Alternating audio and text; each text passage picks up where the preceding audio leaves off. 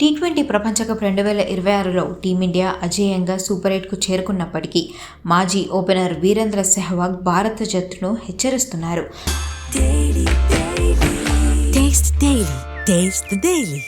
ముఖ్యంగా బౌలింగ్ విభాగంలో ఉన్న లోపాలను ఎత్తి చూపుతూ గట్టి టీమ్స్తో తలపడేటప్పుడు భారీ మూల్యం చెల్లించుకోవాల్సి వస్తుందని అంటున్నారు. నెదర్లాండ్స్తో జరిగిన మ్యాచ్లో భారత్ 193 పరుగులు చేసిన ప్రత్యర్థి ఏకంగా 176 పరుగులు సమర్పించుకోవడంపై సెహ్వాగ్ అసహనం వ్యక్తం చేస్తున్నారు. ఇప్పటి వరకు భారత్కు గట్టి పోటీ ఎవ్వరివ్వలేదు. అసలైన పరీక్ష సూపర్ 8లోనే ఉంటుందని ఆయన అభిప్రాయపడుతున్నారు. ముఖ్యంగా అభిషేక్ శర్మ, శివం దుబే వంటి బౌలర్లను కీలక సమయాల్లో వాడడం ప్రమాదకరమని, వారు ఒక్క ఓవర్లో 15 నుండి 20 పరుగులు ఇస్తే మ్యాచ్ చేజారిపోయే అవకాశం ఉందని సూచిస్తున్నారు.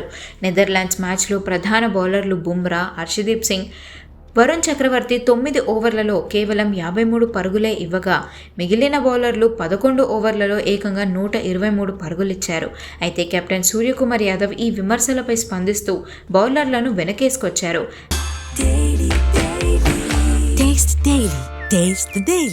అహ్మదాబాద్లో మంచు ప్రభావం బౌలర్లను ఇబ్బంది పెట్టిందని, సూపర్ 8కి ముందు అందరికీ బౌలింగ్ ప్రాక్టీస్ కల్పించాలనే ఉద్దేశంతోనే ఎక్కువ మందితో బౌలింగ్ చేయించామని వివరణ ఇచ్చాడు.